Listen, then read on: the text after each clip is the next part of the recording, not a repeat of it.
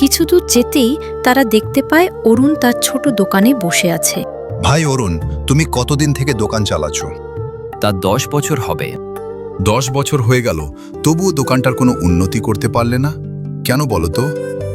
আগে মূলধন বেশি না থাকলে কি আর ব্যবসা করা যায়?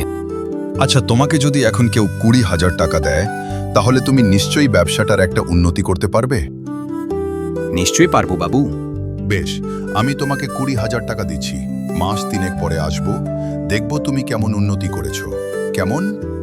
অনেকদিন মাছ খাই না, আজ ভালো মাছ কিনে নিয়ে যাই, বউ খুশি হবে। বাজার থেকে মাছ কিনে রওনা হলো, অমনি একটা বিরাট চিল তার মাছের ঠোঙা ছোঁ মেরে নিয়ে গেল। আচমকা চিলের আক্রমণে তার মাথার পাগড়ি রাস্তায় পড়ে গেল।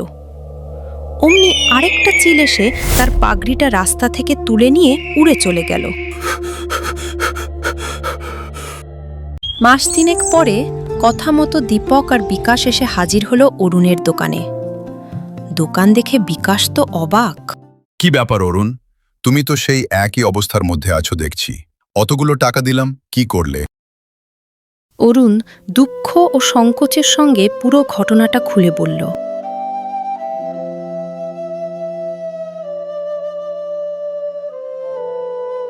শিলে পাগড়ি নিয়ে যায় কখনো? এ অসম্ভব। কিন্তু বাবু, এটাই সত্যি। আচ্ছা বেশ, আমি মেনে নিলাম।